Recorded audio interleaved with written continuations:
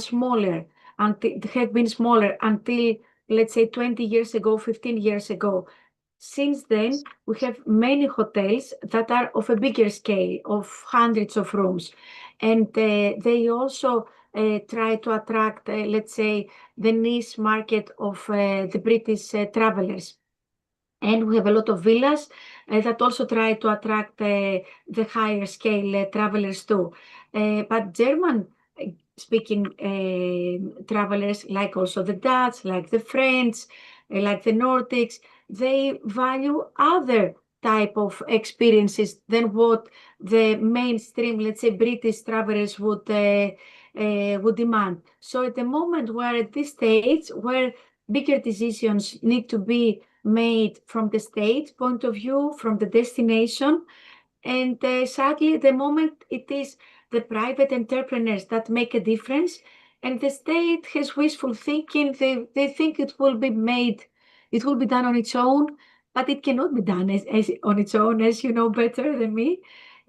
So measures need to be taken. Well, I'm sure some of these points would come up during your presentation. Of course. Yes. Kazan, we are ready. I think it's almost time. Yes, it's almost time.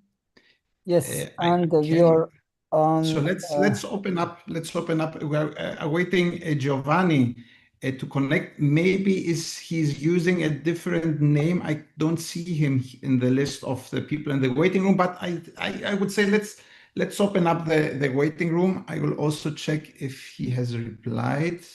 Give him a ring if you can. A ring. Let me see. Yes, I have his mobile. Yes, I call him. Yes.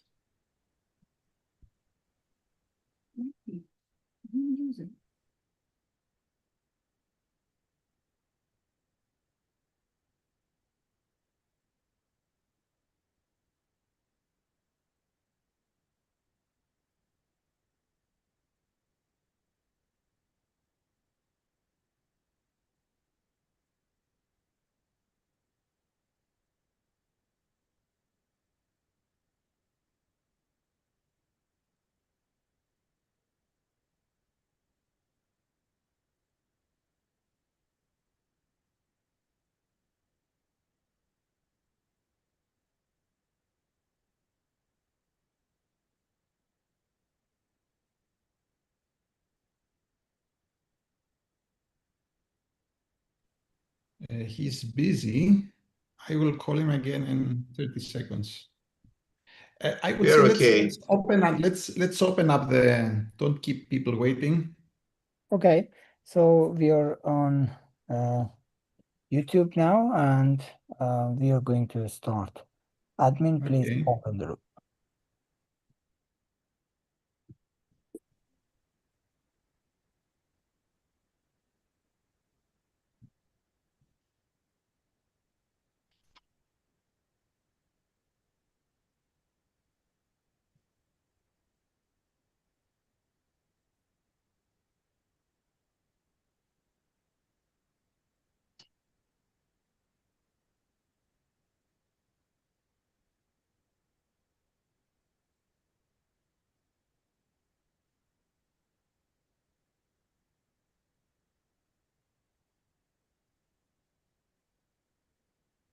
We are happy to see you are back with us, or you are with us for the first time. We are going to start Scott webinar volume 78, Managing Seasonality in Small Island Destinations. Today's webinar is moderated by Dr. Dimitris and his team, and they are going to start the discussion and the panel very soon about the sustainability and issues related to small islands and the seasonality of tourism. Before the webinar and the panel start, as usual, I'm going to ask the president of SCOT, Professor Jafar Jafari, to enlighten us with the opening remark. Jafar, the microphone is yours. Thank you, Qasim. And on my side, good morning to all of you. We are very pleased to have you back, joining a very exciting discussion on a very traditional topic, which is seasonality in tourism. The subject of seasonality has been very popular since 1960s. I remember in 1970s, we published a number of articles on seasonality, and since then, it has continued to be a topic of interest. The issue that I have experienced is that whenever there's a discussion of seasonality, the negative aspects of it comes up. And what I will be looking for today is to see if some of us think that there are some blessings, some benefits in seasonality during the off season, for example. Some of the research I have studied and know about, they suggest that there are benefits in seasonality. So I'm pretty sure the issue of seasonality, even in this webinar today, would be mostly dealing with the problems that seasonality generates, but the prospects and opportunities would be something that we should also pay attention to. I'm not saying that all destinations have the same benefits and the same costs, but the reality is that all of them have combination of benefits and costs. And I'm really interested to learn from the panel today what seasonality in their mind is, how to handle it, how to make it better for the tourists, and particularly for the residents. I stop here because I will have the opportunity of coming back at the end of the webinar. Kazem, back to you. Thank you, Jafar. And without further ado, let me just introduce our moderator today, Dr. Dimitris, who has been pursuing an international career as a tourism and hospitality consultant and project manager implementing projects in 38 countries. His work has covered nearly every aspect of tourism planning, destination marketing, hotel development, and operations, ranging from market research and concept development to digital marketing and staff training. He has worked, among others, on behalf of ministers of tourism, national and local level, DMOs, the World Tourism Organization, major donor organizations such as the European Union, EBRD, and the Asian Development Bank, the Athens Olympic Games, organizing committees, chambers of commerce, industry associations, as well as private business. Dr. Dimitris is too famous to be introduced or promoted here, and I would like to ask him to start his panel with his excellent team. Again, I think Dr. Dimitris has been in Scott before, maybe twice, and we are happy to be with him again. Dr. Dimitris, the floor is yours. Dear cousin, thank you so much for this very flattering introduction.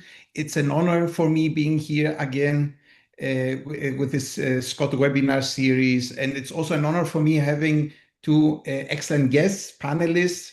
Let me first start with mentioning Giovanni Ruggeri. He's a professor based in Italy. I was very happy that he said yes to our invitation because he is one of the foremost experts in regard to seasonality. And he's going to talk about this topic in more detail. So I will make an introduction. Giovanni then will delve into the specifics of seasonality, and then we will have the opportunity to talk with Maria Lugari. She is a hotelier. She is based on the island of Zakynthos. To talk with her about her first-hand experience operating in a highly seasonal destination, as is the case of Zakynthos Island. So I'm really happy having these panelists together with us. And yes, let's start. And we will be also very open to getting the questions, your feedback. Hopefully, you are going to have an interesting and stimulating discussion later on. So let me share the screen. 1 second. Excellent. Sorry. Okay, so I hope you can see my screen. Yes. So today's topic is managing seasonality in small island destinations. So let me first set the floor about what we actually mean with seasonality in tourism. Seasonality is a recurring phenomenon. It's the fluctuations that we see in visitor numbers happening every year with similar timing and similar intensity. So it's a recurring and annually recurring phenomenon. So we are witnessing this annual variation in tourism traffic. And what is interesting to highlight with these kinds of variations is that they are predictable. So we already know what's going to happen this year. We already know when we should expect the peak season, the low season, because seasonality more or less follows the same monthly patterns. Of course, there are also other kinds of fluctuations in tourism numbers, but those fluctuations are not seasonal. They are affected by one-off events. A war happening, for instance, as we are witnessing right now, sad things may create such annual fluctuations, or a more happier example, I don't know, a popular artist coming in town and having a great, a concert or performance. So there are several phenomena causing fluctuations. However, if we are talking about seasonality, we are talking about something that is quite predictable and which allows us in distinguishing different seasons throughout the year. So depending on where we are located, we may witness a high season, a shoulder season, a low season, and in some cases even we have an off season when everything is closed. All tourist businesses or most tourist businesses are closed, and people working in the tourism sector are just enjoying their holidays. It's their turn to enjoy a holiday. So depending on the kind of our destination, high season may differ, as we are now talking about island destinations. Usually those destinations have to do with sea and sun type of holidays. Then normally we are talking about, in the Northern Hemisphere, we are talking about June, July, August, September being the high season. Of course, those predictable patterns are not will not remain the same over longer periods of time. So we may be noticing that seasonality may increase or decrease over a longer a time span, let's say over the 5-year period or 10-year period. But this, however, is not changing the fact that seasonality is predictable. Lately, we are witnessing that in the Mediterranean destinations, there is a de-escalation of seasonality. I'm awaiting also Giovanni to present us with some figures to see if this is actually the case. And we will be happy to discuss what is happening lately over the last 2 and 3 years in the Mediterranean region.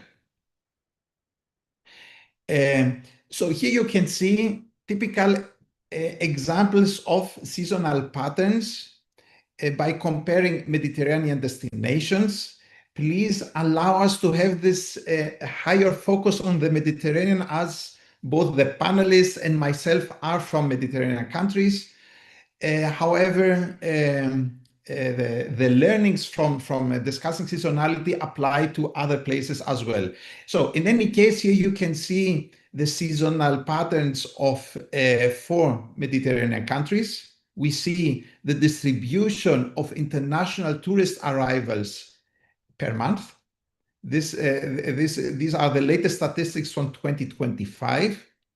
And we are seeing that even though those 4 countries are located in the same region, there's quite a difference in the intensity of seasonality. So for instance, we are seeing that Croatia has the most intense seasonal pattern. So we are seeing a high concentration of tourist arrivals within a few months. So we are seeing an enormous peak during July and August, with more than 50% of annual arrivals happening within those 2 months. Greece also has a very intensive seasonality pattern, not as intensive as Croatia, but still very high. But on the other hand, we see that Italy and Spain have a more normal annual distribution. In these countries, we don't see such high differences between the months. There's still a high season during the summer months, but not as intensive as in the other countries that we witnessed. It's important to stress that both Greece and Croatia very much depend on their island destinations for attracting tourists. And Spain and Italy, they also have some very popular island destinations, but the mainland also attracts huge numbers of visitors, and this helps having a smoother distribution of tourists throughout the years. So different destination types means that we are witnessing different seasonal patterns. So we mentioned that sea and sun destinations very much depend on warm weather and sunshine. However, if you're talking about mountain destinations, then we are seeing that skiing is the main reason for people to visit those places. And then the winter months are the ones that represent the high season. City destinations, again, have different seasonal patterns. We are witnessing a more normal distribution of visitors throughout the year. We don't see as extreme seasonal peaks as in the other cases. Then we have some destinations that are very popular with congresses and corporate meetings and incentive travel. Again, they have a different seasonal pattern. So depending on the different destination type, we need to analyze and identify which the seasonality is in each case. It's quite interesting to see that alpine destinations, so mountain destinations in countries such as Austria, Germany, Switzerland, France, Italy, which were traditionally considered winter destinations, places where we went for skiing. They have invested in developing also a second high season. Their motivation has very much to do with climate change. So the snow season is getting shorter and shorter in these places, and in order to survive in a marketplace where our product offerings are getting squashed within just a few months and decreasing a period of time with guaranteed snow, in order to survive the situation, they have invested heavily in developing a second high season during summer. And here you can see an example of such an alpine destination presenting itself as a two-season destination. And it's quite interesting to see that this is possible. Alpine destinations are very successful in rapidly developing tourist traffic during the summer season, with a different type of attractions for hiking, biking, other nature-based activities, bathing in lakes, etc., etc. So this is also something to consider. If a place, depending on a short high season, maybe there are options also for developing other seasonal activities and attractions besides the main one. I would like to broaden a bit the discussion about seasonality by introducing a new aspect, an aspect that I haven't seen so much discussed in literature, by distinguishing between seasonality of demand and seasonality of supply. So seasonality of demand, what do we mean by that? We mean that depending on where tourists are living, depending on their place of origin, the climate and the latitude of where they live very much affects the way they are planning their trips. So those people are affected by the natural annual cycle of seasons in planning their trips abroad, their trips to other places. So for instance, elements such as the temperature, the rain and snowfall, the sunshine, wind pattern, daylight hours, etc., may affect when, let's say, a German tourist or a British tourist or a Japanese tourist may plan their holidays. The annual cycle of holidays is highly affected by agricultural activities, because those agricultural activities reflect in the religious festivities. So now we just people in the Catholic world just had their Easter holidays. We in the Christian Orthodox part of the world are having our Easter celebration tomorrow. What is the Easter celebration? It's a religious fest which actually reflects agricultural activities. So we have harvest celebrations that have taken on the form of religious festivities. So the annual calendar of Christmas or Thanksgiving, etc., etc. Each religion has their own calendar of festivities, which to a very large extent reflect agricultural activities and the climate and nature, such as the longest day of the year or the shortest day of the year, etc., etc. So, and of course, agricultural activities also reflect on the annual schedule of school holidays and business holidays.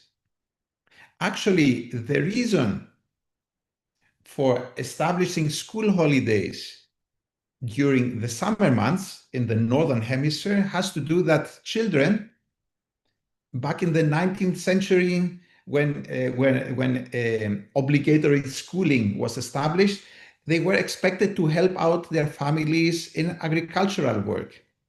And this is why we have such long summer holidays. So we see that nature affects agriculture, agriculture affects the religious calendar of celebrations, and also school holidays and business holidays. So those traditions of having, let's say, 1.5 months or 2 months a summer break goes back to the need of school children several centuries ago, or several decades ago, to help out on the fields. So we can consider seasonality having to do with nature. So natural seasonality affects institutionalized seasonality, such as official holidays, school holidays, etc.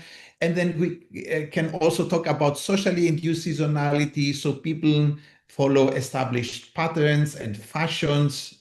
For instance, here in Greece, nobody wants to be in town during August. Everybody wants to be away in August, even if it's too expensive, and too crowded. People still have this habit of being away from home during August. And you also even have sports-related seasonality with people engaging in sport, looking out for the perfect weather conditions for engaging in sports such as golf or skiing or water sports, biking, etc., etc. So this is a perspective on what we mean by seasonality of demand. However, there's also the other side of the coin, which is seasonality of supply, which is affected by how a destination can actually provide its visitors with the activities that they are interested in engaging. For instance, if you're talking about sea and sun destinations, then some aspects of the destination's climate are hugely important. For instance, the seawater temperature or the outside temperature. Is it the right temperature for people to enjoy, bathing in the sea? Then is there enough sunshine? What's the wind condition? What are the wind patterns? So those aspects of a destination's climate very much define what the high season or the tourist season in general is going to be in a particular place. Or we're talking about skiing destinations, then we want to have the guarantee of snow. Then the outside temperatures should be the proper ones to allow us to enjoy skiing on the mountain slopes. If we have sunshine hours or the wind conditions, again, those are elements that define when ideal skiing conditions are being offered to our visitors. Or a more specific situation, we are talking about polar attractions, attractions such as midnight sun or the polar lights, the aurora borealis. So these are seasonal attractions, and they very much define when people want to visit those places in order to enjoy such attractions. A destination's flora and fauna also defines seasonality to a large extent. Cherry blossoms, so we have colleagues attending from Japan. I haven't witnessed it myself, but from what I know, cherry blossoms, it's the sakura season, I think is the right term, is a huge visitor magnet both in Japan and in Korea. Then in the place where Jafar is located in North America, fall foliage, especially in New England, is highly popular, a visitor attraction. People are traveling to witness rare flowers, some rare type of orchids during their trip, or they want to engage in a safari. And then again, the annual seasons very much affect when the proper season is for engaging in a safari or bird watching or whale watching, fishing. So these are activities that very much depend on the seasonal cycle in each destination. And also, even within towns, within cities, even then we can talk about, seasonally affected attractions.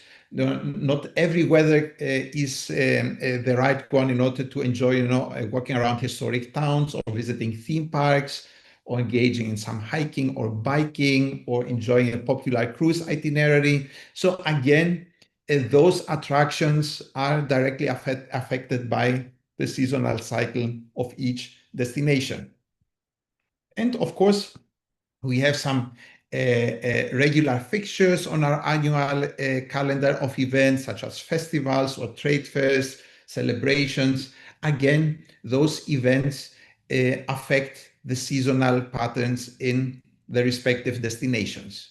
So it's important to having this distinction between seasonality of supply and seasonality of demand to gain a better understanding about what is behind this recurring phenomenon and how to better manage the highs and lows of visitor traffic due to both seasonality of demand and seasonality of supply.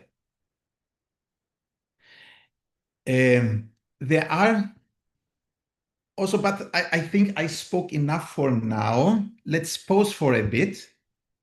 Not for a bit. I would like to ask Giovanni Ruggeri at this point to join the discussion.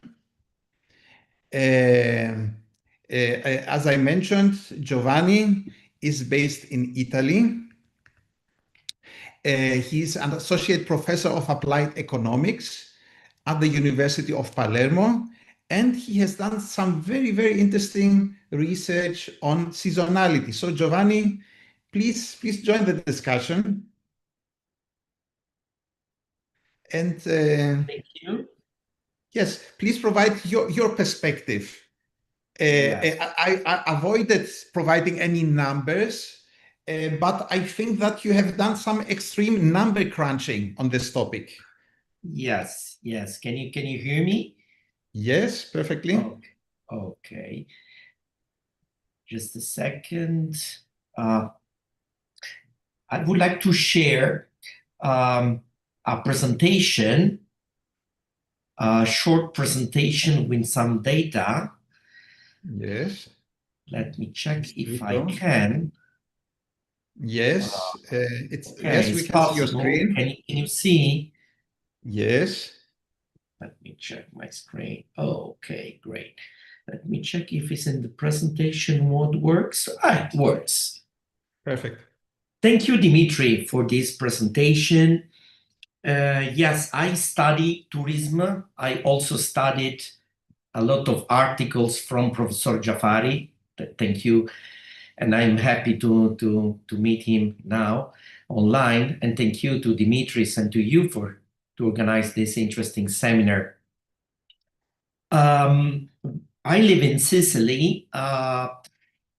So I start several years ago founding the Observatory of Tourism for Island Economies, just to understand how islands could develop, could increase economies. And we start with the European Commission, try to tell to the European Commission that islands are different, lands and different and need different policies. And why tourism? Because a lot of islands works are tourism economy based. So this is the main reason to study tourism. What about seasonality and islands tourism seasonality? I would like to just give you some very short, if I can, Dimitri's presentation based on data, could be useful for you. Just comparing to 2008, 2018 data on islands. Find data in islands is very difficult. That's why we founded the Observatory of Tourism. Imagine when I start to talk to the European Commission in 2004, they considered us as islanders, as a people that ask money. And we start to count European islands and population. And we said to the European Commission, we are more than 25 million of inhabitants worldwide as European Union islands, islands from European Union. Seasonality aspects. So this is very important to speak about islands. About seasonality aspects, seasonal is a concentration of tourism demand. We know, okay? We know this, of overnights. But the question is that we have two phenomena: the over-tourism, too much and too many, and under-tourism. So this imbalance of tourism demand this is a big problem that we have to. So the question is to balance in time, in place, and in motivation, because we have three unbalanced situations: too concentration on time, too concentration on place, too concentration on only on few motivation of tourism. This is the future efforts we have to do, in tourism. So, but it's a systematic. Every year happens this. This is a concentration. Of course, sometimes we have events like Dimitris, you told us. Sometimes we have a religious breaks, but these are seasonality is every year happens. Okay, this is according to the theory. So of course we try to measure as an analyst, as a clinical. I am an economist, so I need numbers to evaluate and to speak about it. So, and it's difficult to find number in tourism, as you know better than me. So we need metrics. So what we did is just a few words to quantify the phenomenon and to know what we can do practically, because all of politicians knows that each politician said we have to reduce seasonality, okay? But we don't know how. So we start with this sample of islands, big, medium, and small and micro size islands. Okay, we have this classification to compare, but now we did these articles. So they are totally different in population, in surface, and in numbers, of course. Okay. So these are the main, starting point. But to understand that really what's happened in 10 years in seasonality in islands, Mediterranean islands, we start with those four indicators, statistical indicators. Okay, so the seasonality rate per year, the index, the intensity per year of seasonality, the peak, the seasonality average peak per year, and also the over-utilization per year, okay? But I don't want to give you some statistical, I would like to go to the point, So we compare what's happened from 2008 to 2018 before COVID-19 pandemic, okay? It was 19, but anyway, 1 year missing. And this what's happening in islands. This is the monthly distribution of overnights in increase. So what's happened between 2008 to 2018. So this is the ratio, okay? And if you look at June, July, August, and September, look, you have the great increase. So what does it mean this? That in those islands, we have 20.69 for Crete in July. We have for Ionian Islands, 22.41 increase in those islands. So in most than 10 years, okay, the seasonality increase, the concentration of the demand increase. Okay, so this is the question. In all over the islands, minimum or maximum. Cyprus, for example, increase in May more. It's good, very good. As for example, Sardinia in September increased a lot. So some islands trying to increase the concentration of demand in other months in 10 years, okay? But if you calculate in islands, these are the increasing ratio, okay? This is not the concentration on overnights in 2018, no, is the increase in ratio in those in 10 years time in a month. Look, we are running we are driving in over tourism, okay, month. Most concentration in the same month, okay, in the same motivation of tourism is the same, is the sea and sun, of course, okay. So in this graph, it means that some islands, for example, Sicily, if you see March and April and November, December, October, December, some islands increase a little bit, okay? For example, Maltese islands in the trends, they are less, they have less seasonality, okay? Increase. So they did a very good job, okay?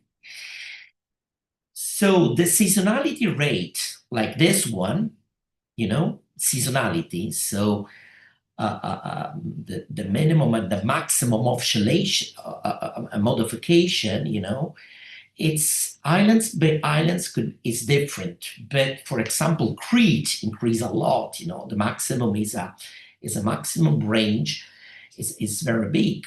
So if you see the mean and you compare, you see what's happened, that Southern Aegean Sea is very high, the mean, of this increase in rate. If you see the seasonality intensity, so it means that there is we put the maximum overnight and a month and the minimum overnights. We do the difference. It means that from January till August, for example, in Crete, okay, we have more than 4 million of overnights of differences. So the intensity is a big issue as well. Also, the peak factors, if you say, well, we have to compare the maximum to the average, okay, this is, the index, but they are quite similar to the other islands. And if you look at the maximum utilization, okay, constraints by seasonality, this is the mean is about 40. So, is a very big question this to answer. So what we can say, okay, particularly, what is the challenge, not the problem? Because to have tourists is good. But the challenge is to balance the demand. So mono-seasonality is a big question. So in Aegean, in Ionian Islands, you have one seasonality, a mono-seasonality. This is a big question. So in some islands, Sardinia, Crete versus Cyprus and Malta, we have variability. But in all islands, there is a great intensity, of course, of seasonality. Some islands, like Crete, Cyprus, they have high adaptability. Some islands are going to balance more, okay, in 10 years' time. But which are the policy implications? So what we have to do, considering that some islands, I don't have in this example, but Canary Islands are the example of minimum seasonalities, and also, compared to the others, also with Balearic Islands. So what can we do? Just a second. What can we do practically? So it's a question, like Dimitris told us, of demand, of a supply. This is, a big question, and we cannot answer.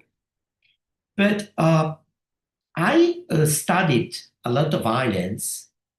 My idea is just a lack of product.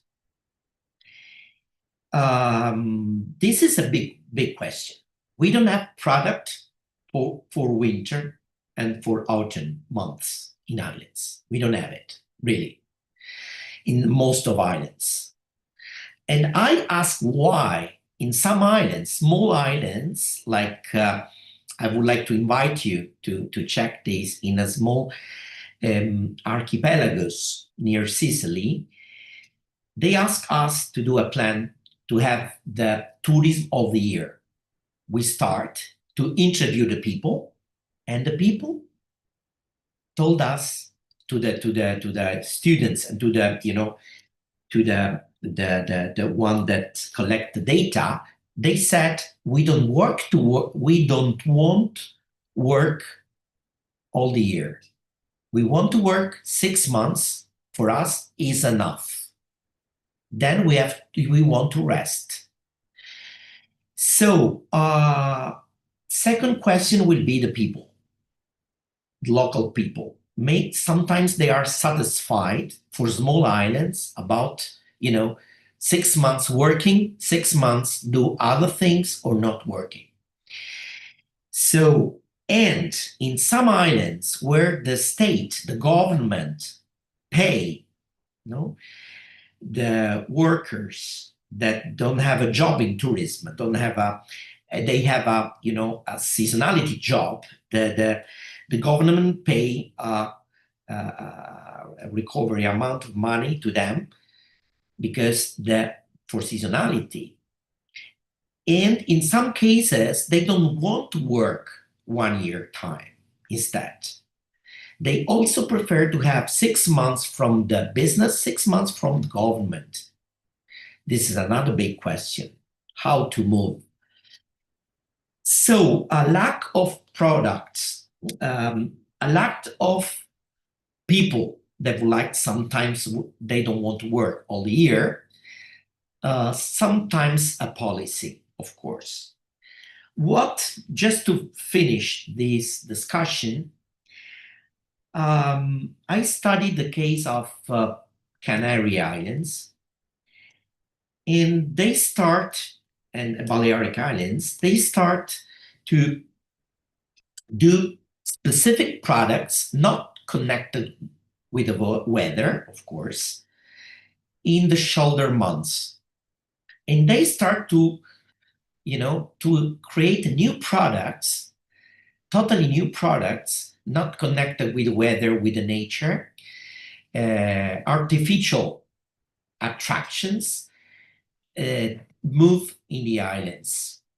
And really, also, if Canary Islands have not good,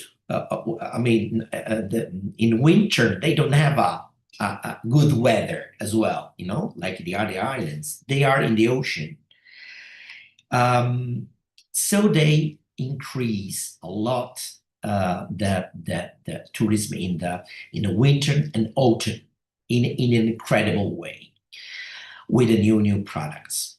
So what to do, just to finish, strategic vision. First, ask the people if they want tourism in the winter and in autumn first. If there is a local, it depends also for the kind of the tourism. If it's industry move tourism, like Malta, move tourism all the year, the tourism industry based model, or community, with a little community, micro hospitality, small islands. In that case, we have to take care about the people if they want. Second, and finish, of course, a policymaker could, develop new kind of products, new kind of, not based on nature, but based on a lot of other things, events and others. We have a lot of products, like for example, finally, for golf resorts. It's a typical, in Palma de Mallorca, they have, I think, more than 20, golf courts. So, I mean, future perspective is just to balance demand, if we can, just to balance economy, workers, job workers, and give to this industry, tourism industry, an opportunity to have a job all the year, to have opportunity all the year, and not that as a temporary industry, as a summer industry in islands. Considering that islands, the main economy in islands is tourism. So these very strategic things. Thank you. Dear Giovanni, thank you so much for this presentation. You helped us in gaining a very good understanding about the intensity of the phenomenon, how small island destinations or island destinations in general are affected by seasonality. And I also greatly appreciated your last slide with the key points that have to do with the impact and the policies to manage those impacts.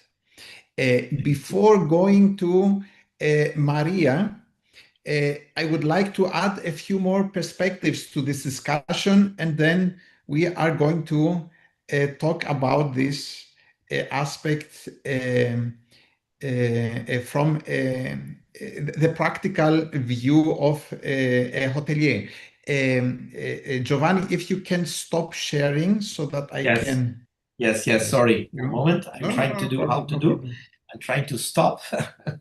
You go to share. It must be the green. It must be a green button. I cannot find it. Sorry. I will try doing it from my side. Maybe it's going to Let me work. check. Can you see my screen now? Yes. Thank you. Yes, I can see. Okay, yes. Okay, excellent. So let me add a few more points to what Giovanni just described. So we talked about seasonality, what provokes seasonality. However, there are also some counter seasonality factors, several reasons for people to avoid traveling during the high season. So people try to avoid congestion that comes with traveling to islands during August. They want to avoid high prices because during high season, most businesses charge their highest prices. Then if we are talking about sea and sun destinations, the high season very often comes with heat waves, with drought and wildfires, so situations that directly affect the quality of the travel experience. And people are also being faced with infrastructure being overwhelmed by the huge visitor numbers. So we have power outages on the islands, we have water shortages, we have congested roads, ports and airports, etc., etc. So in order to avoid those situations, many people are now considering avoiding traveling. So for instance, quite recently, we had these heat waves in several European countries, Mediterranean countries in particular, during the months of July and August, directly affecting the quality of the travel experience.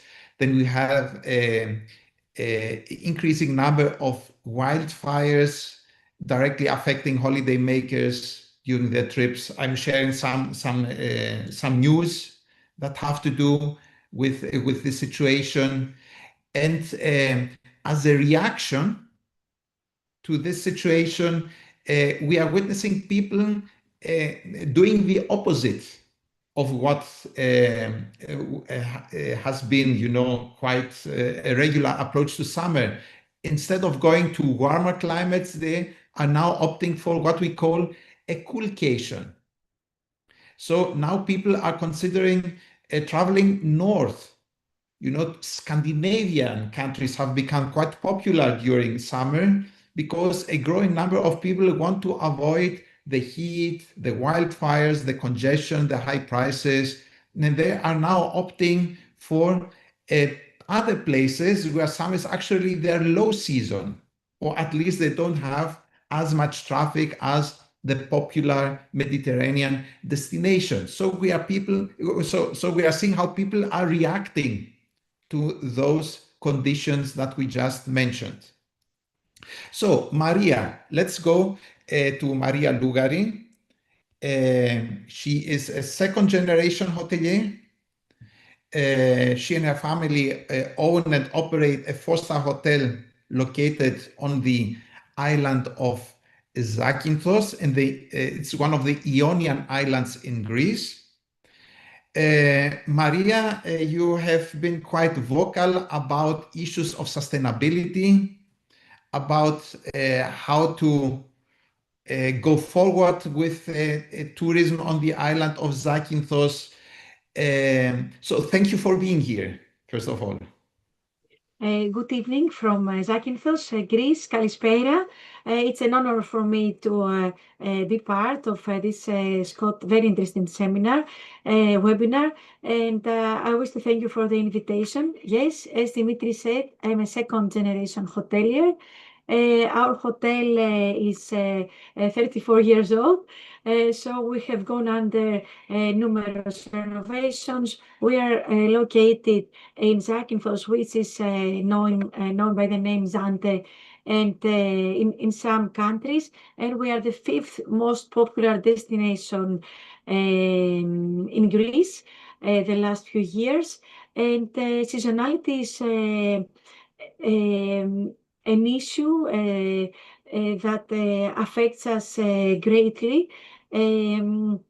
Sadly, in a negative way, I do take in all the positive vibes that Zafar mentioned, and I do try to find positive parameters of it. I have found some that belong also to my mentality. Nevertheless, on a day-to-day basis, in the last few years, seasonality has evolved in a more, becoming more of a challenge for us and bringing us more obstacles, let's say, making it more interesting, let's say, to keep it in a positive vibe. Maria, just for people who are not familiar with Zakynthos, to mention that Zakynthos, as you said, is the fifth most popular destination. It's a typical mass tourism destination. It's on the itineraries of large European tour operators with many charter flights arriving. So what is the actual duration of the tourist season in Zakynthos? So how to define the high season, the shoulder season in the case of Zakynthos? Correct. We have officially 6 month tourist season. So most of the charter flights, and mainly we discuss about charter flights from the whole Europe, but the biggest volume would be from the UK, from the Netherlands, from Germany, and from Poland, and less from the Nordic countries. And that would be starting the charter flights starting in the middle of April, most of them early May. The ones that come from major tour operators like TUI or Jet2 or EasyJet. And then we have most of the flights ending in the end of September, and some of the flights running until the middle or end of October. The contradictory parameter, and having Professor Ruggieri here with us, it's a bit light for me, is that most of the visitors of in Zakynthos the last years in August, which is the peak of the season, are from Italy. So it's very contradictory, because Italy has a stronger brand than, stronger marketing plan, in my view, than Greece. At the same time, in August, Italy becomes, let's say, market number one for us Zakynthos. Although there is not a big any tour operator actually that runs here. So it's very vivid and very contradictory. Okay, thank you for mentioning this. So how has seasonality evolved over the last 10 years? Has it intensified, or are you witnessing a growing demand during the slower months, as is happening in other places? So what is your experience with that? I have to reply as a hotel first and then as the Mhm. destination. So, because it's totally different.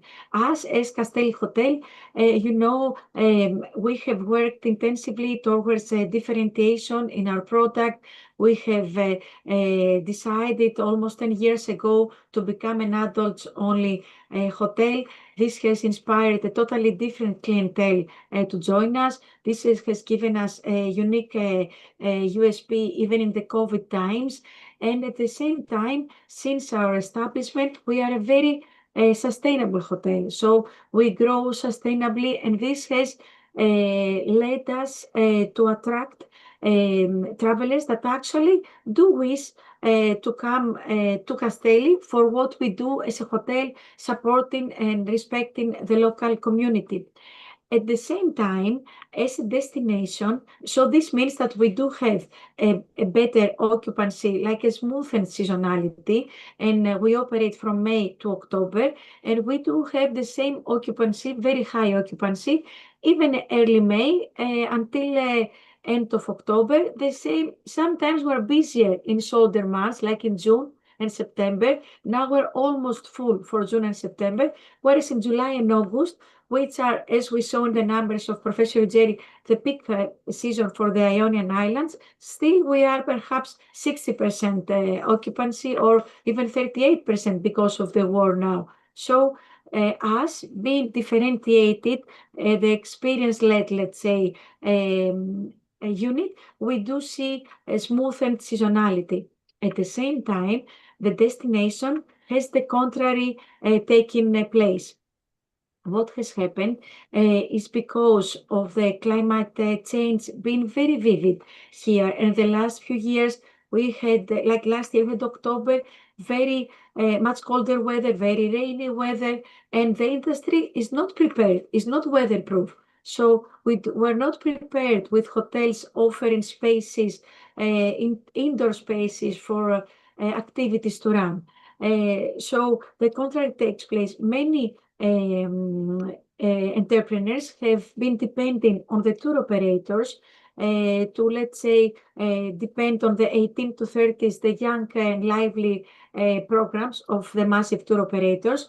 And this restricts the operation of many restaurants, food outlets, entertainment outlets, hotels to a 3-month season from June to September. And this has actually started a non-ending, at least until now, argument of accusing the all-inclusive hotels, which is wrong, and also accusing the tourism industry, which again is wrong, because the whole Mediterranean depends on this. So we cannot live without tourism. We love to live through tourism. We are passionate about it. And at the same time, not most of them, 60% of the enterprises that are offering services, not the hotels, but mainly the service offering, like restaurants or bars or beach bars or trips offered, they will operate for 3.5 months. This makes it not viable for a hotel to operate. So as hotels, we need to operate for a longer season in order to be able to staff the necessary people and all that we'll discuss, and in order to make ends meet. And this has made the hotels to actually enrich our program, enrich our holiday experience, and add entertainment and food and wine. At the same time, sometimes supporting less the local community than what we should, because that is what the heart and soul of the destination was, and that is how the tourism was attracted. So at the moment we are living, and I think phase that will pass, and it is a contradictory phase. Okay, let's focus a bit on the profitability. So your hotel, as is the case with the huge majority of hotels, not only on Zakynthos but on most Greek islands, you are a seasonal operation, meaning that you close down for 6 months. So you operate only for 6 months. Exactly. How is this affecting the profitability of your hotel or any hotel? It is very stressful. This parameter of seasonality is very stressful for us, and the seasonality itself. So to open and close, this procedure has a very high cost on its own. If we could stay open, we would save a lot on resources.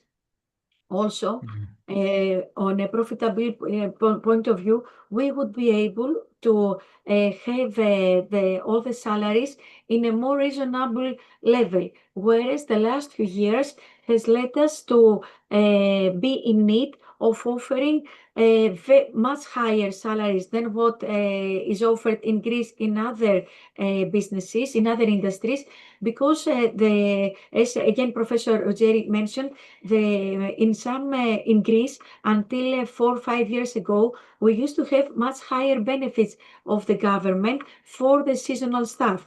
Now, as the hoteliers, we need to support what the government is offering still, but in a lower degree.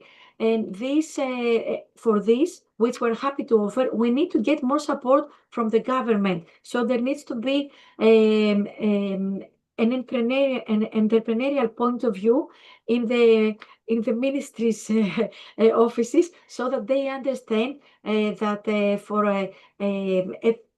the hotel operations to continue to offer as much as we promise to the guests, because this is what we need to do. We need to deliver the promise. We need to have support from the government. So operationally, Maria, opening, yes, opening you closing is mentioned very difficult. yes, you mentioned salaries. Mhm. Please comment on the staffing situation. How easy is it for a seasonal hotel to find and retain the needed personnel? Because I know this is quite a challenge for you.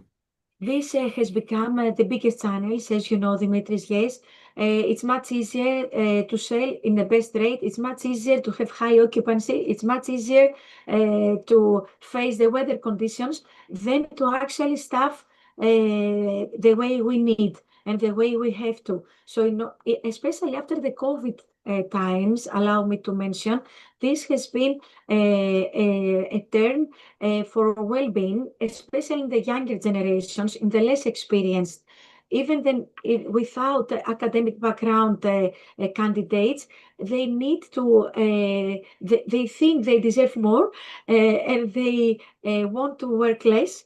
And at the same time, we cannot find enough. I'm very happy to occupy them for less hours a day, less days a week, but we cannot find that many team members in order, again, I stress, to be able to deliver the promise we give to the guests. So it's a growing challenge in us. The human resources is the biggest challenge that we face the last 3 years. So we try to look in the mirror and to better the working conditions, because we needed to, and there has been an unfair base, to be honest, in Greece at least. So what we do now, parallel to have to actually compete, the Airbnb platforms that rapidly grow, which makes it very difficult for the staff members to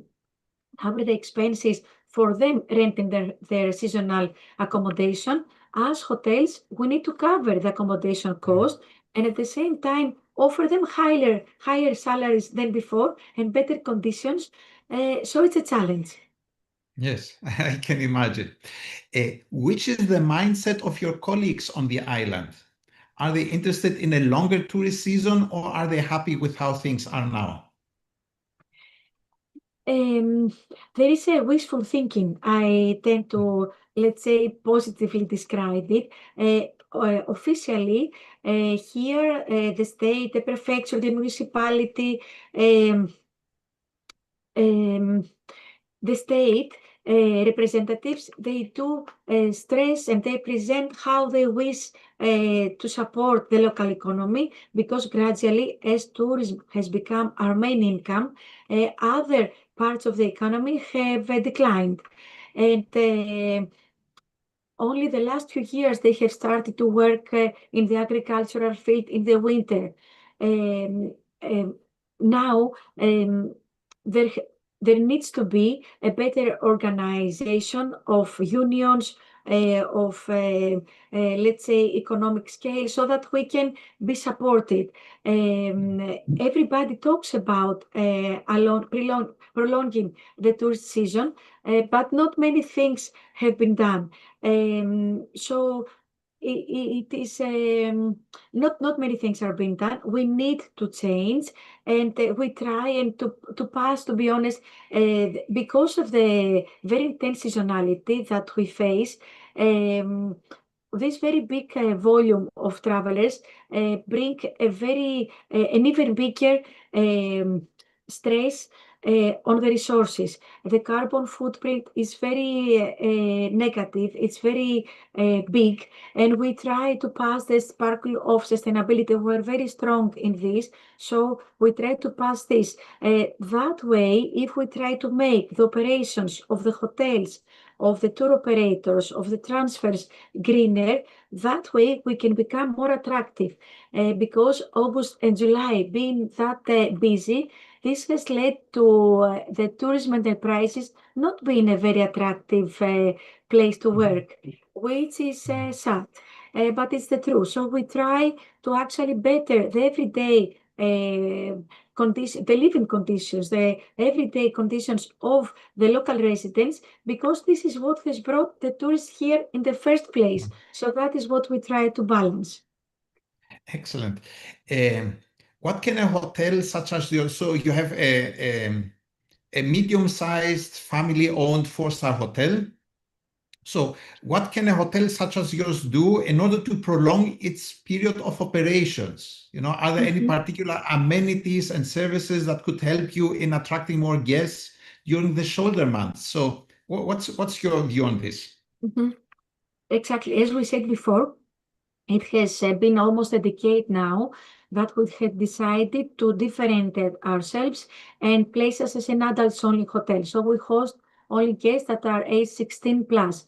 This means it's a very serene environment, and we offer services that have feel like a local, let's say, mental feel, like cooking classes or Greek lessons, or in the shoulder months like October, we have agricultural activities like olive picking activities.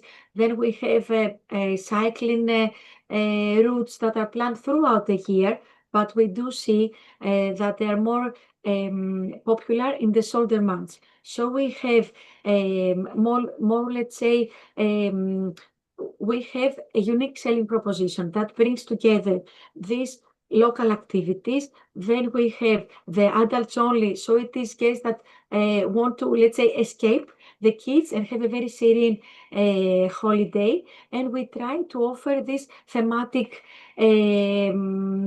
opportunities. But we need to become better as hotels, not speaking only on behalf of myself, because most of the hotels that are running at the moment in the island destinations in the Mediterranean have not been built the last 5 years that we have the climate change in our doorstep, have been built decades ago. So they have been built around a more outdoor sea and sun, let's say, protocol, and that did not demand any indoor spaces. So we cannot expect the guests to arrive here and be out inside the rooms and not being able to enjoy the countryside when the other weather arrives. So we need to be more weatherproof, we need to be more proactive, and we need to stand in the shoes of the guest and try to improvise and introduce activities that we would like to do to get to know a destination. Yes. Okay, so let me come to my final question, and then we can open up the floor.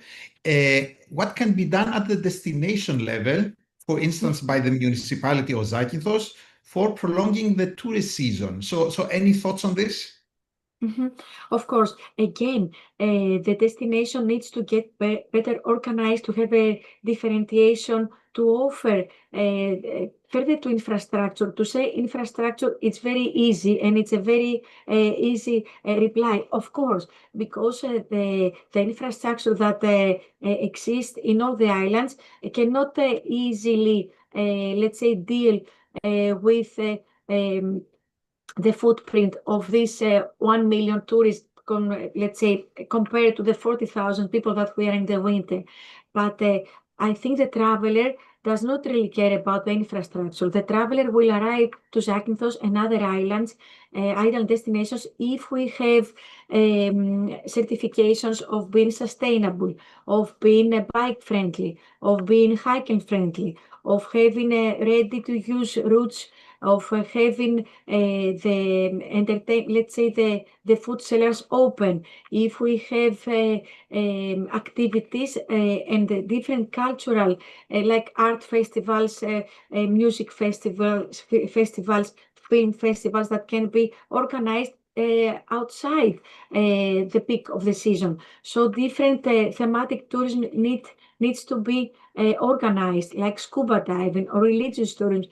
Zakynthos is one of the islands that do have a lot to show. So we have a lot of churches, we have a lot of underwater diving areas that are not promoted enough, because we have Navajo, the famous shipwreck, the Relito, that everybody comes to visit. Everybody comes to visit in the winter from Asia, but not enough travelers come for other points of interest in the shoulder months. So the destinations need to be managed in a more effective way, escape from the sun and sea, because there is a huge competition there. And in order to make a difference, we need to make the most of our competencies that are others also. Yeah. Maria, thank you so much for providing the view of somebody in business in such a seasonal destination and with a purely seasonal hotel. Thank you so much. Kazim, I have prepared a few more slides concerning the impact of seasonality, but I will leave it up to you if we are going to show those slides, or if it's time for us to open up the floor and have our guests to comment and ask questions. Oh, thank you, Dimitris. I think, yeah, it was a very high engaging discussion, and the topic has very deep area of discussion that we cannot cover all about this in maybe in one session or webinar. So I think due to the time limit that we have about maybe 20 minutes left, Yes, we can open the floor. If from the audience they have questions, please don't hesitate to post it on the chat, and we are going to answer the questions as much as possible. And also remember that you have a video, Dimitris. Do you want us to play it now, or we can put it on the end of the webinar? Or yes, what? yes. Let's keep it for the end. Okay. So in the meantime, as we wait for questions, Giovanni, is there anything you would like to any reaction from your side on what Maria just described? The Italian perspective of what is happening on the Greek islands, maybe a quick reaction, and yeah.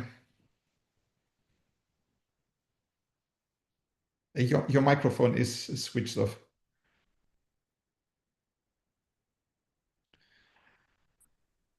Okay. Yes, we can hear you. Now, can you hear me? Yes, perfectly. Okay, great. Yes, what say Maria is very interesting. And also, I think that if I ask how many motivation the people decide to the people know the operators knows about why the people visit an island. I think that we have to study more, no, about the motivation. For example, Maria told us why Italians travel in August to go there, why they don't stay in Italy, for example, in Italian islands, because they travel with friends and they would like to be in an island because they feel comfortable and very well hosted in a Greek island, for example. So the motivation is not the sea, not the sun, but stay together with friends abroad. Okay. So I think there is a lack of motivation. We don't study. We thanks the nature that give us the sun, the sea, but we don't think about the other thousand motivations that move people to travel. So Maria did a very good job, but 6 months is very good for a hotel. So Maria, very good job. But I think that every year Maria needs to find a new people, because I don't think that people work 6 months and they don't have a job in the other 6 months. It's a problem with my students that go to work in a city, in a big town where they can work all the year. So if we don't, to develop new products, new attractions, and that's move also airlines to come. For example, in Sicily, if I can give you another example, the airports decide to promote, to the air companies, to come in winter and autumn. They said, also, if you give us promotion and to support financially for promotion, we don't want to travel in winter and autumn months. Also, if Sicily is big, so we can offer a lot. And we asked why. They said there is no attraction in those months, so no products. We said, but we have a culture. He said, yes, but we don't have products. You have culture, you have things to see, to visit. But if I decide to visit Sicily, it's better in the summertime, in the springtime. Why in January? So I think we have to move tour operators, governments, but just to create new products, new motivation in islands that are totally different in other period, in other months, totally different, not the same. If we offer the same, we fail. So this is my experience. Thank you so much, Giovanni. I don't know, Jafar, would you like to come back to the point you made in the beginning about any positive aspects? I don't know if you gained from the discussion so far that we view seasonality as something positive. Yes, thank you very much. I'm benefiting from your remarks and case studies in particular. You are talking about realities which are documented. The question I asked at the beginning is still in mind. Is there something good about seasonality? We always look at the problems, but are there any opportunities that seasonality offers? And if so, to whom and why? And the other point that I wanted to make at the end of the webinar, usually Qasim asks me to summarize the discussion. So instead of summarizing, I pose a question now. Every one of us today here, and every author of seasonality articles, we talk about tourists and tourism. there is nothing else we do except talking about the tourist. Is there a group in town which is called the host, the resident population? Do we care about them? Why don't we? We did not even mention them once in the whole discussion today. Where are they? Do, do they deserve to be studied? When we want to extend the season, we want to extend the season. Do we know if they want the tourism season to be extended? So how come, why do we exclude the residents? Why don't we talk about the well-being of the residents? Sorry, why don't we talk about the well-being of the residents, about the sacrifices that they make?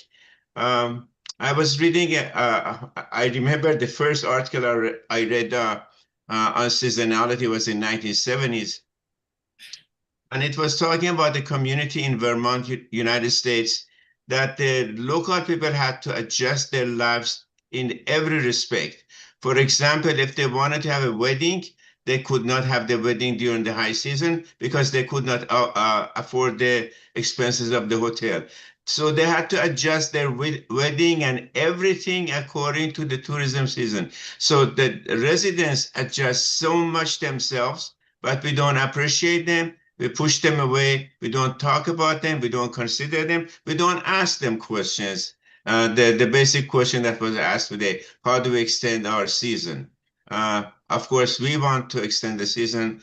Do they want to extend the season? So I was wondering if you panelists have comments on this, whether this error in tourism could be fixed, and if it can be fixed, how? How can we make the voice of the host community in seasonal destinations heard? This is an excellent point, Jafar, that you are making. This is actually the slides that I haven't shared so far. So please allow me to quickly share those slides because we described seasonality. We also talked about impacts partly. However, if you're talking about the impact of seasonality, we can identify three aspects: social impact, economic impact, and environmental impact.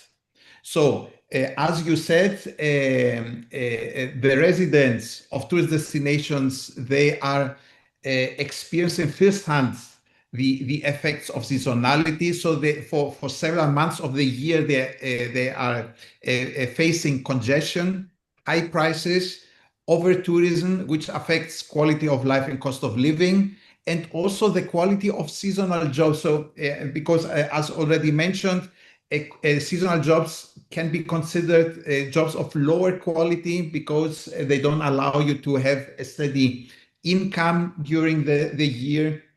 They don't also allow you to progress in your professional life. So this definitely affects the quality of jobs.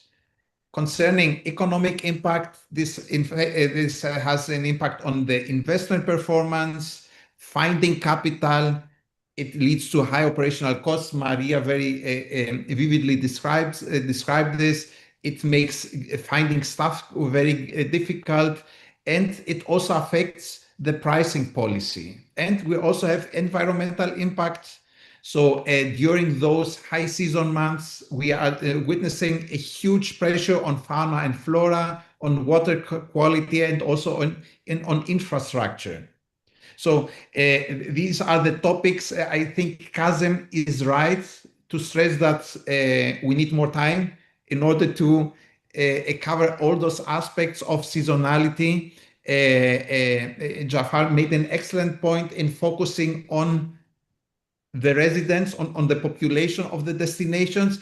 And from what I have witnessed, and I don't know if Maria and Giovanni also have the same view of this, from what I've witnessed by visiting those islands off season, is that the residents really enjoy having the island for themselves for several months of the year. So in winter, we are seeing residents getting together, having their weddings. So the example of the weddings that Jafar mentioned is a very typical one.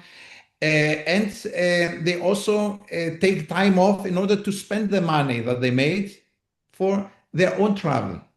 So many people working in tourism, they work very hard during the summer months. They don't take any time off, but then during winter, they go to exotic places, to Thailand, to the Maldives, and enjoy some traveling themselves.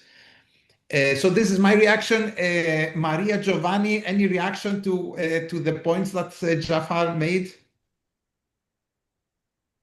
If I may add, a very vivid point in my view is that the time off, let's say the time we're closed, it gives us the opportunity to evolve, to become better, either as, let's say, tourism professionals or as units. So if a unit, let's say in the center of London, never closes down and they need to be renovated, or they find that there is a problem, I don't know, a mechanical problem, what can they do with all these reservations? Whereas we have also, tourism cannot be stuck in the shelf. A night that is sold, it can never be replaced.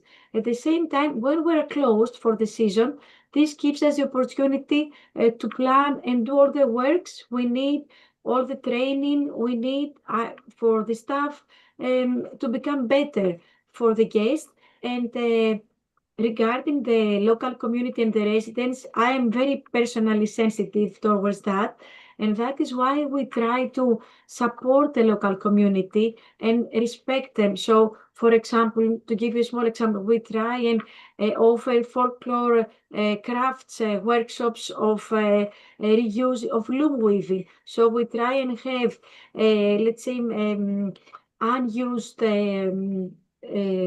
fabrics, and we show the guests how Greeks back in the years used to reuse their fabrics, and we try to have all these reusing lessons of life to the guests, to the staff, to support, and then to go out and purchase, let's say, the local goods that we include limitless in the all-inclusive board.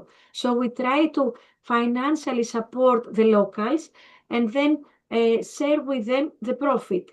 Because the residents the travelers do not come for the residents. They come from the original Greek hospitality that used to be the residents. But now the residents, some of them are the old school, some are more greedy and they want to have a much faster profit. So yes, there are positive views. We need to work on them to become more for the locals.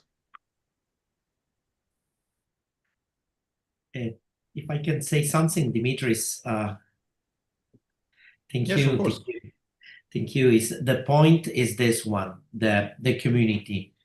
That's why I told before that when a politician asked me to the small archipelagos in Sicily to reduce seasonality, to increase tourism in the winter and autumn, I start to interview the locals, and they said, no, we don't want tourism in the other months. We are good. We are okay with the money we have in 6 months. So I think that according to the other studies, in the islands where tourism is managed by a community, is a community-based tourism model. So there are no workers, but entrepreneurship, small micro hospitality system in-house, or like a Gozo Island. We have Maltese Islands and Gozo, the little island of Gozo. So in this case, it's community managed tourism. They don't want tourism all the year. Okay, they have other activities and tourism. In the islands like Malta, big Malta Islands, where the tourism is more managed by the industry, and industry means international operators, big hotels, big numbers, like the Miami case, In that case, tourism and the industry want tourism all the year. Okay, not considering the locals. So they of course, they do have to have profits and they have to work all the year. So this is a big question. So sometimes the question is, we need to have tourism all the year, and Professor Jafari told us that we have to ask to the people, and we have to take care of the model we want in an islands, the industry model, community model, or both. We can have both, of course. In this case, there is a conflict between, industry, and could be conflicts, and the local people that manage host.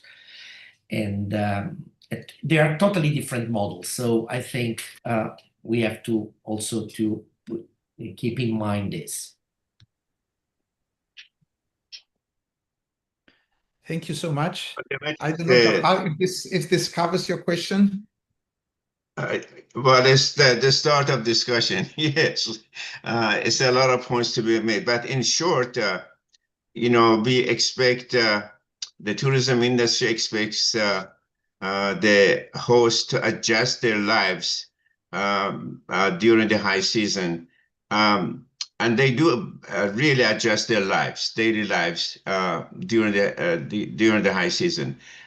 What does tourism adjust its life during the low season to serve the community? This should be a two-way relationship, not a one-way relationship. And this is where the failing is taking place in many destinations. Giovanni talked about a number of islands, and some of them I'm very familiar with, the Canary Islands, Malta. I'm working directly with Malta now. The Balearic Islands, in particular, Mallorca. For example, during the low season in Mallorca, it's a ghost town. The whole city is shut down, especially some parts of the city or islands which are heavily dependent on tourism. Giovanni, you surely know about segments of Mallorca, Magaluf. Magaluf is closed the whole place is closed for 5 months, for 4 months. Not a single restaurant is open.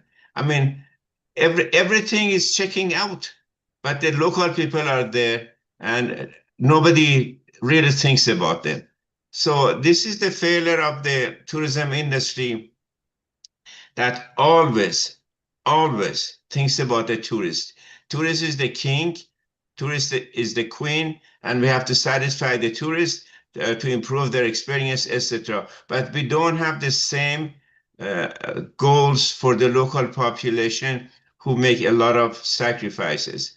It was mentioned that during the low season, we retrain employees, but that is our employees, not a typical local person. So the Mr. and Mrs. Jones have nothing to do with tourism. What do we do for them during the off season? If they're supposed to give up their favorite parking place, they cannot go to their own favorite beach, and so on and so forth. They sacrifice, they change the pattern of lives, and we, the tourism industry, are obligated to do something for them in return.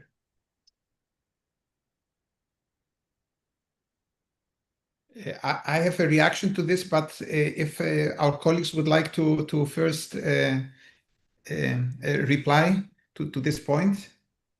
If I may, very quickly, exactly what Zafar mentioned happens very intensively in the winter. It's very sad for us too. The restaurants do close down. There is no respect for the locals that have worked towards tourism operating during the summer months. There is nothing to entertain the locals, and it's sad.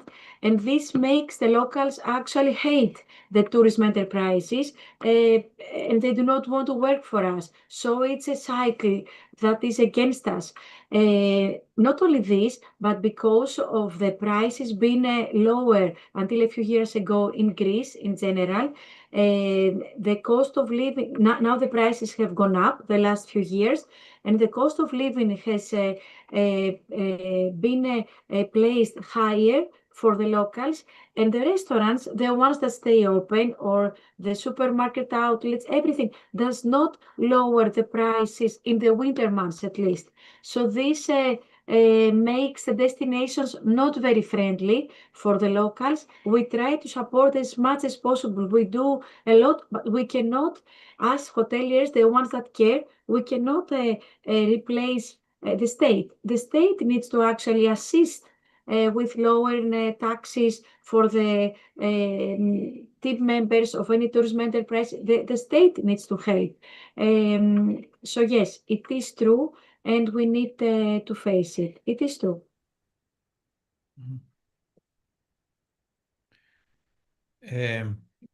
I would also like to add that what Jafar just described, I would say, is part of the broader discussion about over tourism, or let's say about imbalanced tourism. I wouldn't see this as a topic that has to do just with seasonality. So seasonality has the aspect that we discussed.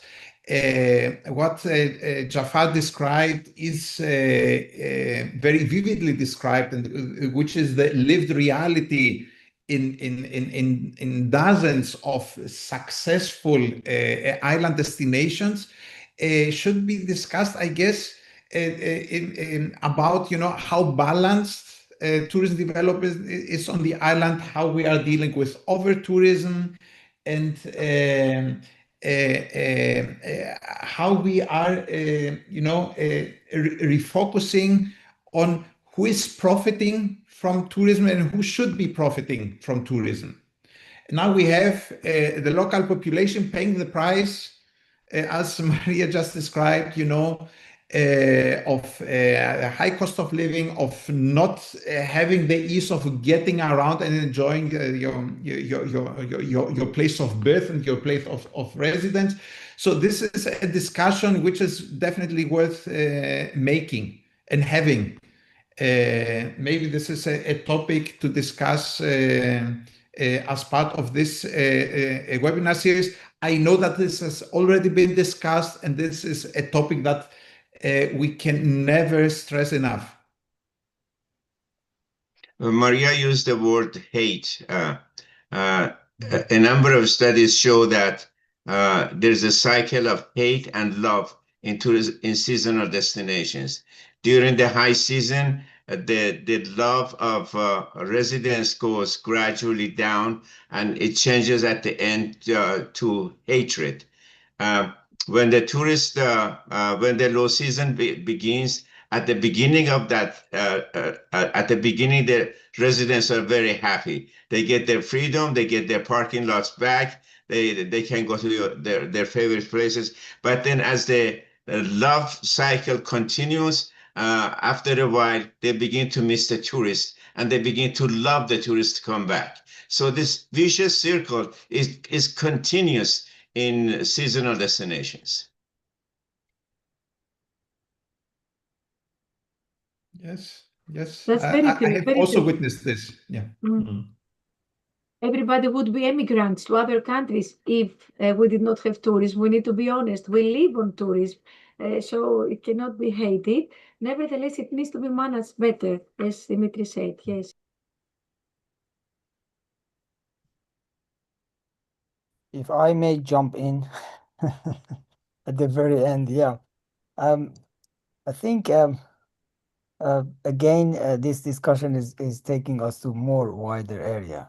Seasonality itself is I think is not good or bad. It's a reality.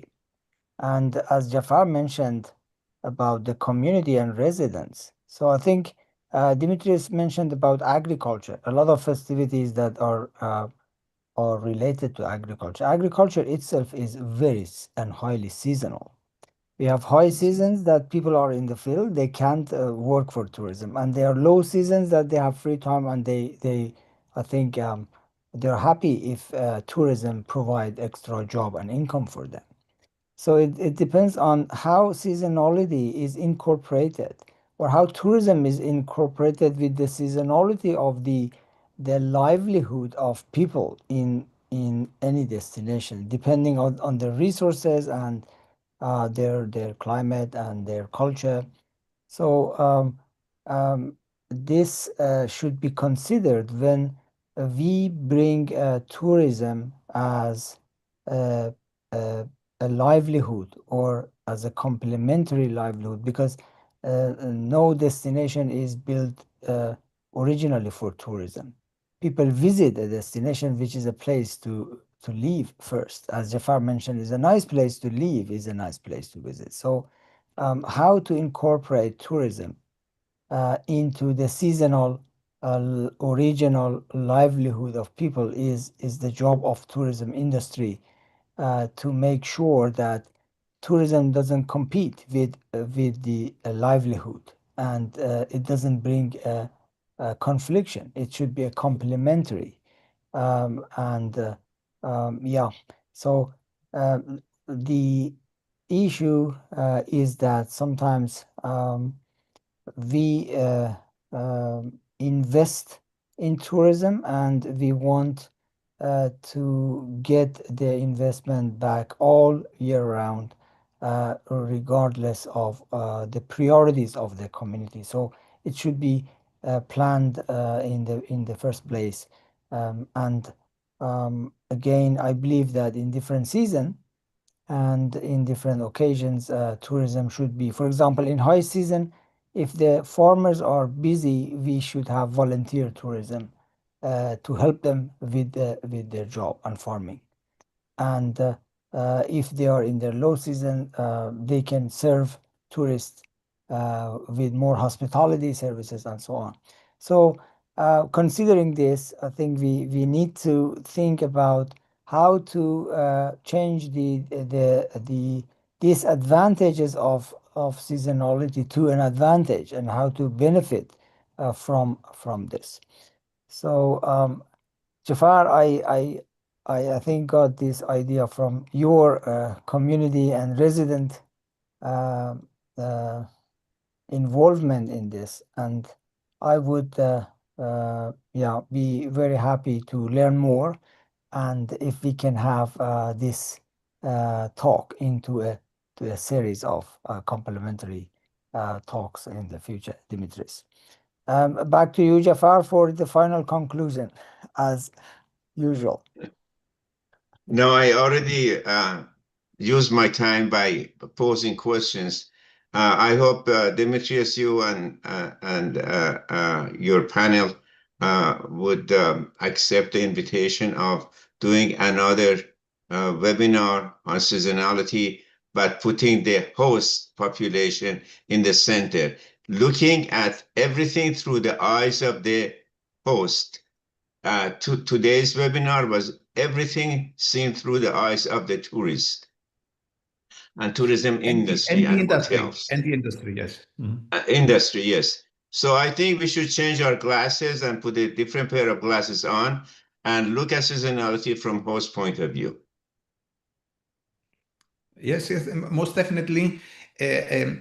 Unfortunately, we were missing one panelist to talk about the social environmental impact of seasonality. So we missed this aspect, and hopefully we can cover this in a future webinar. Most definitely. Excellent. So back to you, thank you very Qasim. much. Thank you very much. And I think this is the end of the webinar, volume 78. And I would like to thank all of you again for the handful discussion and the rich conversation for today. And for those who have been with us, the audience from around the world, and those who are watching us on YouTube, a special thank to be with us, and we invite you to follow Scott in our next webinar. And also you can access the Scott video library for free anytime. The recording of this webinar will be available in about 24 hours from now, and usually for the matter of the time difference, I know that many Scott followers are going to watch the recordings in their convenient time zone. Thanks again, and we hope to see you again in a very near future. Thank you very much, panel. Thank you. Thank you. Thank you. Thank you so much. Bye-bye. Bye bye. Bye.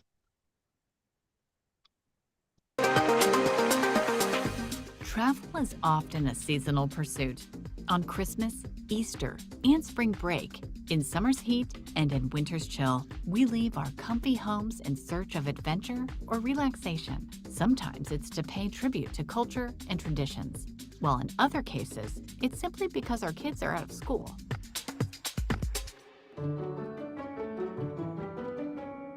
It all started with the public's desire to escape the heat. As the 19th century progressed and more Americans joined the middle or upper class, families with increased disposable income left sweltering cities for cooler settings and took their children with them. And when school attendance suffered, schools throughout the country gradually adopted a uniform summer schedule that prevails today. Our habits have a tremendous effect on how the travel industry functions today. Seasonality dictates how, when, and where people travel for pleasure, and it often poses problems to the global economy.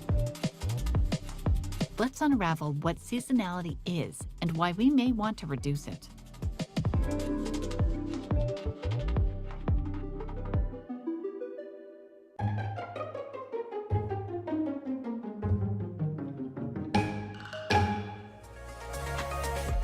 In the tourist industry, seasonality is the phenomenon of fluctuations in tourist visitation following well-established seasonal patterns.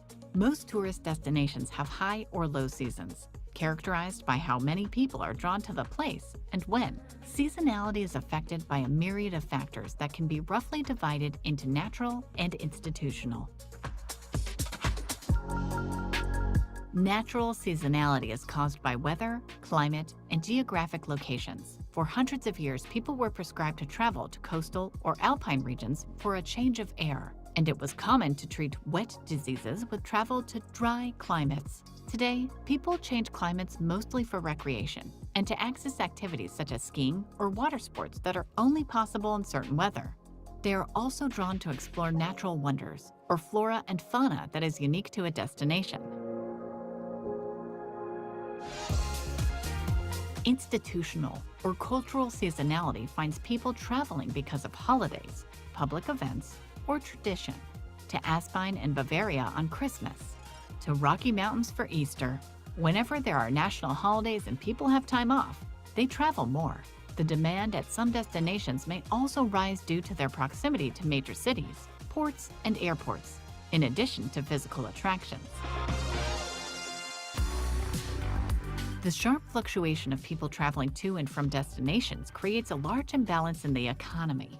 Sometimes a region is bursting at the seams with tourists, while other times its economic potential is wasted. The imbalance is typically manifested by three problems.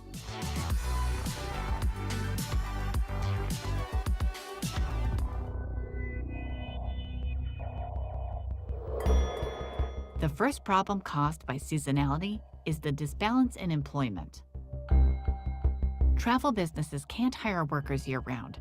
That means that in low season, the employment rate in tourist destinations decreases. Then the labor pool decreases too because they can't get stable jobs and are forced to move to other locations to find work. This can make it difficult to find workers to maintain service quality, negatively affecting customer satisfaction. The need to recruit staff every season causes tourism businesses to spend more time on training. Fortunately for urban areas, they are less affected because they normally have larger labor pools and also benefit from having business travelers all year long. The next problem is underutilization of resources. Tourist businesses have substantial fixed costs in high and low seasons. A hotel loses money on every room not sold, while having to maintain those rooms occupied or not. Tourist attractions, museums, amusement parks, any physical facilities suffer economically in the same way from low demand. If they decide to close in the off-season, that means no income at all while still dealing with some fixed overhead. finally, one of the most upsetting problems for the locals is overcrowding. More visitors means more air pollution, noise and traffic, higher prices, and generally more pressure on transportation and infrastructure. The overcrowding issue in the tourism industry is caused in large part by seasonality. The strain on culture, religious, and social lives of the residents has been pushing officials to limit the number of tourists at any given time. But let's talk about solutions. How to reduce the harm of seasonality by employing several ways to increase visitation throughout the year.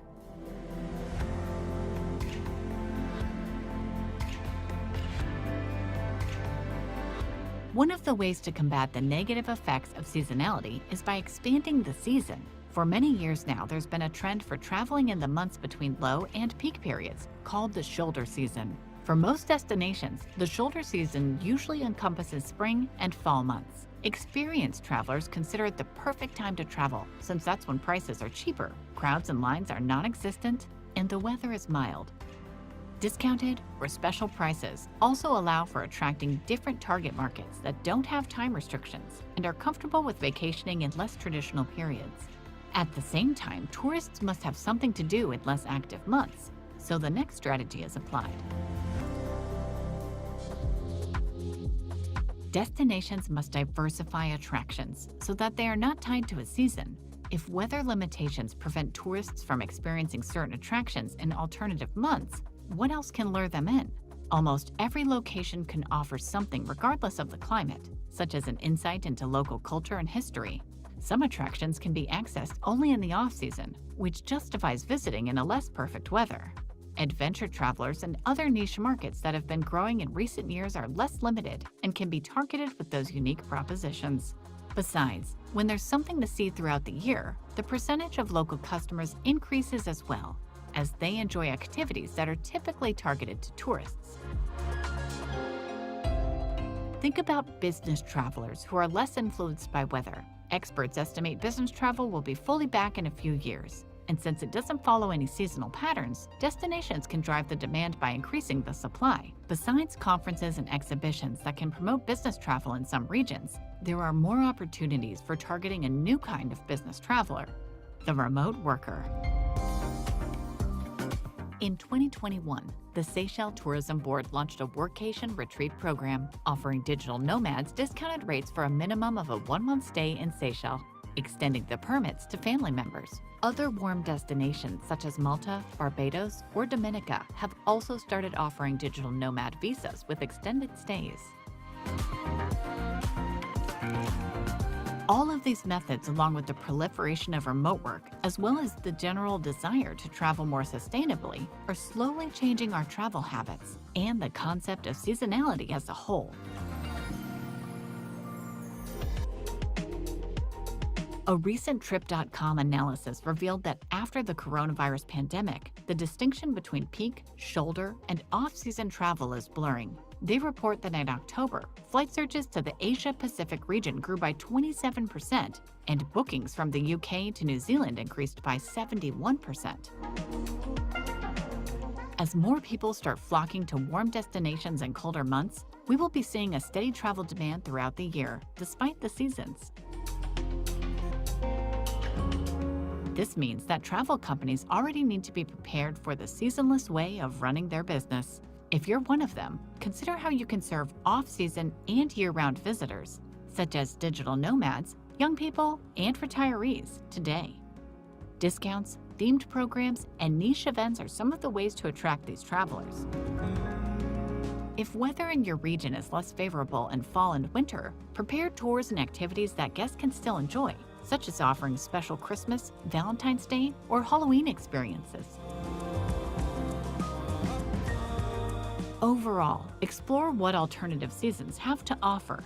If you're used to focusing only on a specific period, research what other seasons can offer in your location. Cooperate with local businesses to combine your resources and provide indoor experiences like art exhibitions, craft classes, or wine tastings. After all, while a consistent flow of tourists can be challenging to handle at first, it will benefit businesses and destinations as never before.